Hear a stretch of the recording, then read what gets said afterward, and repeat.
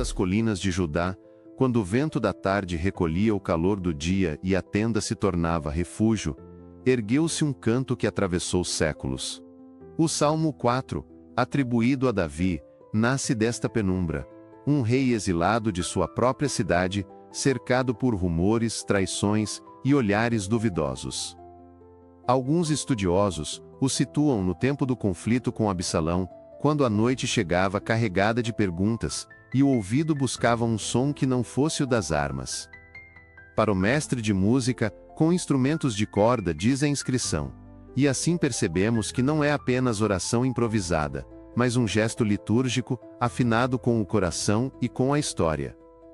Ali, na interseção entre dor e confiança, Davi chama Deus de Deus da minha justiça, como quem se lembra de que a verdade, por mais abafada que esteja, tem dono e tem voz. A espiritualidade deste salmo se desenrola em 3 movimentos de uma melodia íntima. Primeiro, o clamor, responde-me quando clamo.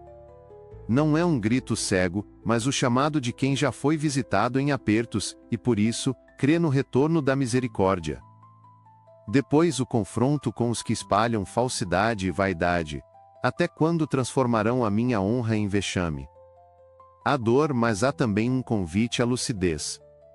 O Salmo ensina uma forma de coragem, a de não retribuir trevas com trevas.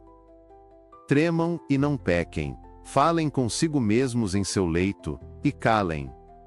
É uma disciplina do coração, silenciar para que o rumor de Deus desça como orvalho.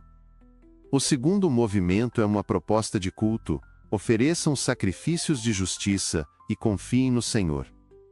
No hebraico de Davi, justiça não é abstração, é vida alinhada à aliança, gestos concretos onde a verdade encontra a misericórdia. O Salmo responde ao cinismo dos que perguntam, quem nos mostrará o bem, com uma súplica luminosa. Sobre nós levanta, Senhor, a luz do teu rosto. Não se trata apenas de ver, mas de ser visto por Deus, aquecido por um olhar que devolve dignidade.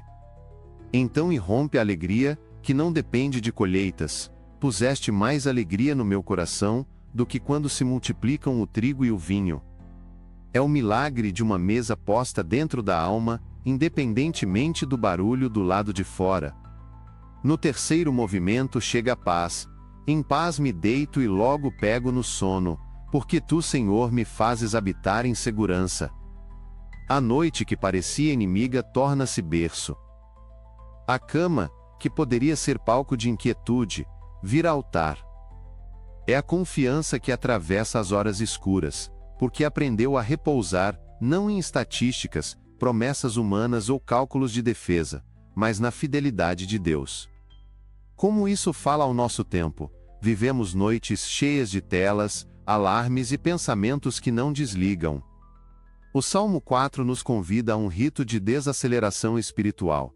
Antes de responder ao mundo, falar com o próprio coração na presença de Deus, antes de buscar saídas, escolher a verdade, antes de procurar prazer, pedir luz. Ofereçam sacrifícios de justiça, hoje pode significar devolver o que não é nosso, pedir perdão, manter a palavra, resistir à mentira sedutora que rende cliques. Quando muitos perguntam, onde está o bem, o Salmo nos ensina a recebê-lo como luz no rosto, um brilho que não humilha nem arde demais, apenas mostra o caminho. Há também um remédio para a ansiedade contemporânea, o silêncio do leito, não como fuga mas como disponibilidade. A pausa, esse pequeno sabá dentro da noite, devolve espaço para Deus visitar a mente. E o fruto desse encontro não é um argumento vencedor, mas a leveza que permite dormir. Assim, a oração por proteção e justiça se transforma em prática diária. Proteger o coração do rancor, praticar a justiça nos detalhes, confiar quando a matemática não fecha. Em contraste com o Salmo 3, que é a oração da manhã, entre inimigos visíveis, o Salmo 4 é a oração do entardecer, quando o campo de batalha se transfere para dentro. Ele se irmana ao Salmo 23 pela confiança mansa, mas difere ao focar a travessia da noite mais do que o vale ou a mesa diante dos adversários. Aproxima-se do Salmo 13 no diálogo com a demora de Deus, mas oferece ao final um descanso que o 13 só alcança depois de longa queixa. Conversa ainda com o Salmo 51, pois a justiça pedida fora, nasce de um coração verdadeiro dentro. E recebe a sombra protetora do Salmo 91, lembrando que o abrigo do Altíssimo pode ser encontrado no espaço mais ordinário, o travesseiro. A tradição hebraica preservou esse canto nas sinagogas, e a igreja nascente o rezou ao cair da tarde, como quem entrega à misericórdia as obras feitas e as que ficaram por fazer. Cada geração encontrou nele um antídoto, contra a difamação, a integridade, contra o medo, a lembrança do olhar de Deus, contra a insônia, a paz que não depende de explicações.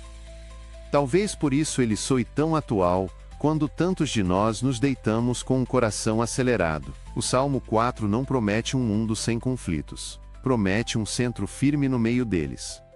Assim, quando a noite vier com suas perguntas, podemos repetir: Deus da minha justiça, responde-me. Podemos examinar o que em nós precisa calar, o que precisa ser confessado, o que precisa ser reparado. Podemos pedir a luz no rosto, não para brilhar sobre outros, mas para ver a verdade e caminhar. E por fim, entregar o corpo ao sono como ato de fé, dizendo com a simplicidade de um filho: Tu me fazes habitar seguro.